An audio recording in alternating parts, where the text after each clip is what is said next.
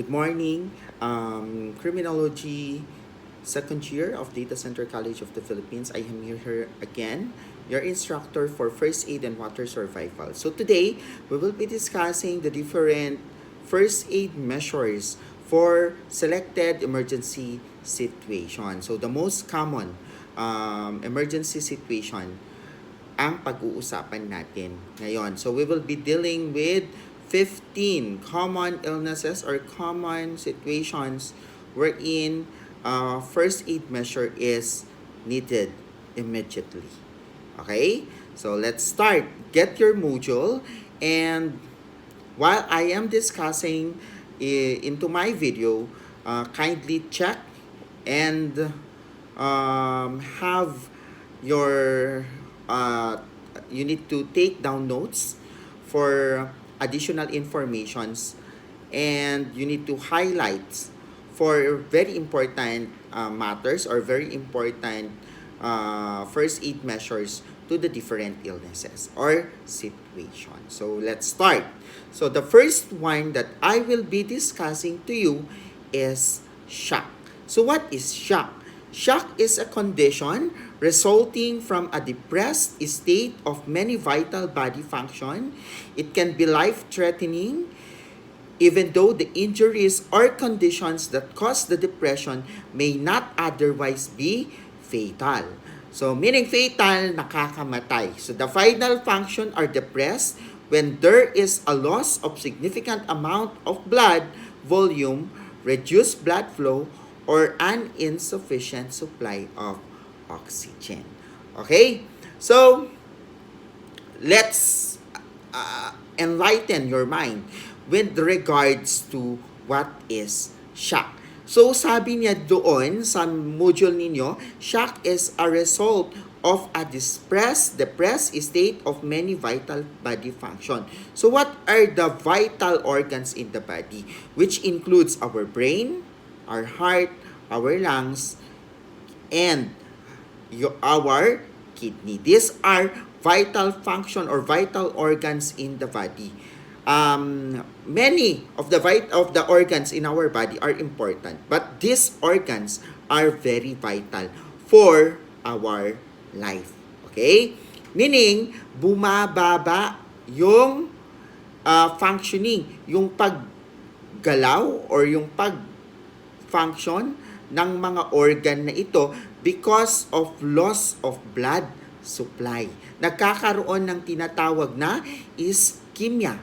Okay? First is there is ischemia or insufficient oxygen supply to that part of the body, causing now decreased oxygenation in the organ, which means hypoxia. Okay? For you to know, guys, yung dugo natin, our blood, carries oxygen, okay? Carries oxygen in the body, okay? It delivers oxygen into the different organs or into the different part of the body. Aside from oxygen, it carries nutrients, yung mga kailangan natin for survival. So, napaka-importante ng dugo because if you don't have enough blood in the body, there is no enough supply of oxygen as well as minerals, vitamins, nutrients that are necessary for survival. Okay. So, what are the causes of shock? So first is significant loss of blood. So if there is a loss of blood due to what? Due to vehicular accident, gunshot wound, and pa po, stab wound, avulsion, yung napupunit yung parte ng katawan natin because of an explosion. I have told you then that 500 cc of loss of blood may cause a person now to hemorrhage. Okay? It may now threaten the life of the person. Okay? Second is heart failure. Heart failure is the inability of the heart to pump out blood because of possible blockage. What else? Possible exhaustion of the heart to pump blood. Because lahat ng parte ng katawan natin, if it is overworked, ay nagkakaroon ng damage or exhaustion. That is what we call cardiac arrest. So if there is a cardiac arrest, possibly nabanog or biglang bumilis yung pitik ng puso natin until na nagiging exhausted yung puso. And that is the time that the heart stops to beat, causing now disruption on the blood flow going to the different part of the body because the heart cannot able to pump out blood. That is the main function of our heart. That is the reason why the heart is one of the main or the vital organ in the body because it does not carries blood but it pumps out blood. Okay, yung force na ginagamit or created by the heart in pumping out the blood, yun ang nagdadala ng mga ng mga dugo sa iba't ibang parte ng katawan natin. So can you imagine if there is a blockage as well, there is a fats meaning taba, if there is an accumulation of fats into the blood vessel, tapos nakarating yan sa puso, okay, it will now cause a problem. Okay, nagkakaroon yan ng blockage wherein ang nangyayari, yung supposedly dugo na pupunta sa puso ay hindi na nakakarating because of the blockage. Okay? What else? Number 3 is dehydration. So, if the person is dehydrated because of siguro probably diarrhea, what else? Heat exhaustion. Okay, usually nangyayari yan sa mga in the community. Okay, so sobrang init ng panahon ngayon, especially now. Nagkakaroon tayo ng dehydration because our blood is composed mostly of water. Okay, so pag nawalan tayo, if we are dehydrated, mababa yung water component ng katawan natin. Therefore, mababa rin yung blood volume ng isang tao. Next is severe and painful blow to the different part of the body. Like for example, nabugbog ka. Okay? Nakabil-kabil ka, nabugbog. What else? Napadel ka because of fraternity. Okay. Yon, bakit may mga namamatay dito sa pagkabugbog, pagkapalo? Okay? Wala naman siyang, there is no crack. Okay? Wala namang breakage sa mga parte ng katawan ng tao. But still, namatay yung patient. Why? Because of stress. Okay? That is because of stress. If a person becomes stressed, bumababa yung corticosteroid. That is one hormone that is necessary for survival. At ang nagproproduce nun yung kidney. Okay? If the kidney tries to compensate kasi nga itong corticosteroid na ito, siya yung kukontrol ng stress sa katawan natin. That is the reason why sa ospital nagtuturok agad-agad sa mga traumatic accident, nagtuturok sila agad-agad ng corticosteroid. Okay? Para labanan ng katawan natin yung stress. Okay? Or yung shock na tinatawag. Okay? So, pag kasi bumaba yung corticosteroid ng katawan natin, there is a tendency that the sugar component in the body, our sugar in the body that is necessary for energy production will go down as well. So, pag mababa yung sugar ng katawan natin, that is the reason na nagkakaroon tayo ng fainting o biglang matalimudaw di pasyente or yung victim, dizziness, mahihilo because there is no energy, there is no sugar in the body, nagiging pale, namumutla. Okay? pumusyaw sa Ilocano yung patient natin. And the worst is nagkakaroon ng loss of consciousness or even coma. Nagiging comatose yung pasyente. Causing now depression in the different vital function. Nagde-depress din yung mga vital signs ng pasyente, which includes now your temperature, your heart rate, your respiratory rate, as well as our blood pressure. Okay? That is the causes of shock. So let's proceed to signs and symptoms of shock. So what are the signs and symptoms of shock? Sweaty but cool skin, cold and clammy skin. So yung balat natin nalami is na aglinglinget. Okay? Aglinglinget, ngem nakalam, lami is no riknaem. Okay? That is cold and clammy or sweaty but cold skin. As what I have said, nagde-depress yung temperature ng isang tao. Kaya that is why nagko-cold, nagiging cold yung katawan ng isang tao. And that is life-threatening. Okay? So next is paleness of the skin. Okay, paleness of the skin, nagiging agpusyaw because of, ang sabi ko nga, there is no blood supply into the different part. There is no enough blood supply into the different part of the body, making the person now pale. Okay? Restless or nervousness. Bumibilis yung pitik ng puso because of the compensatory mechanism of the heart to pump out more blood. Okay?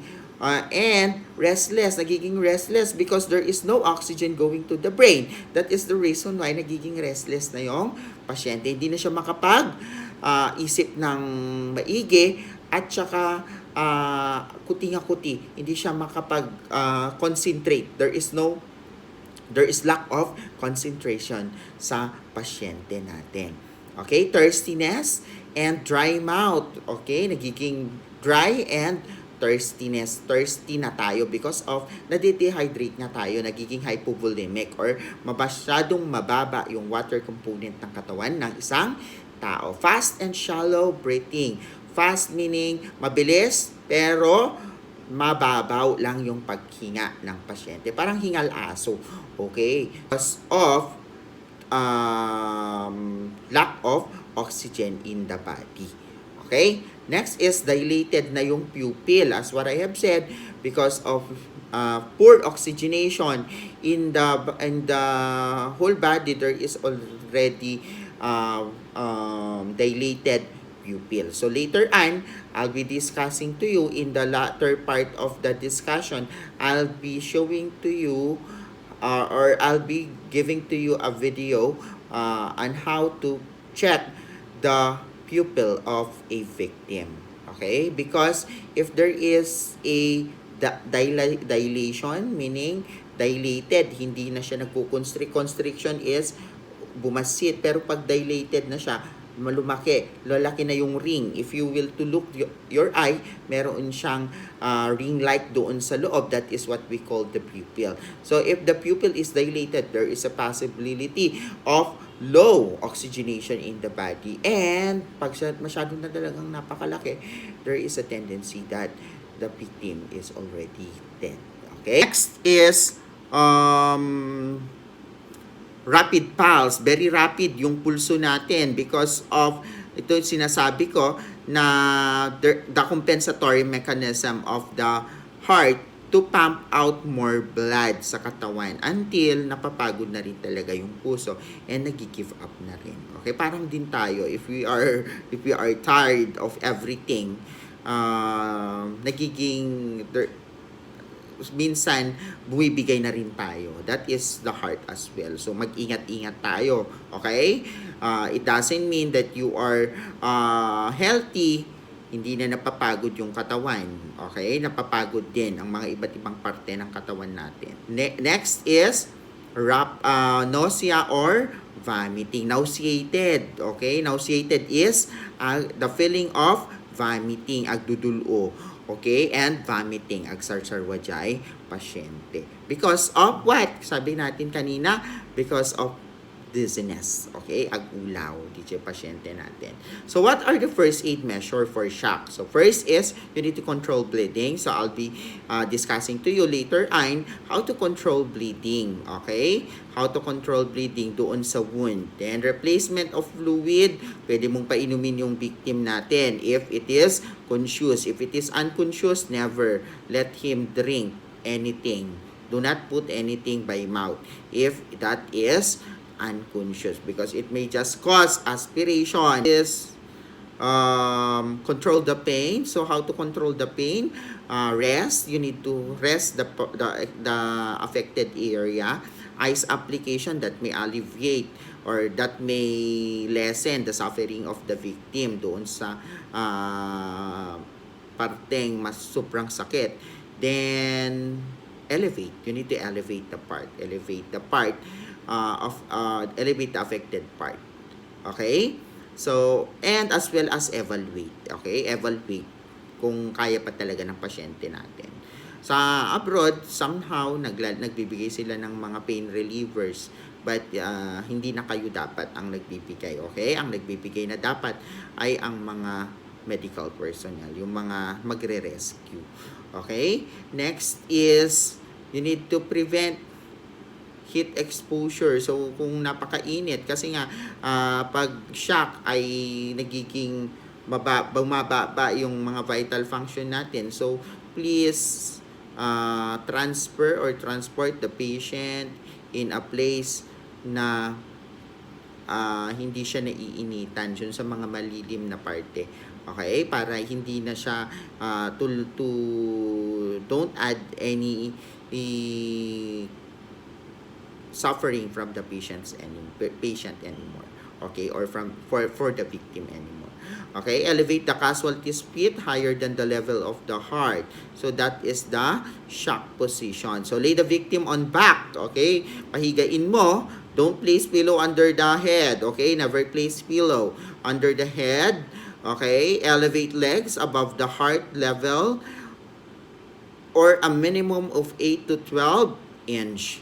Cover to maintain body temperature and keep victim comfortable. Cover to maintain body temperature and keep victim comfortable. Okay? Drain. Then you need to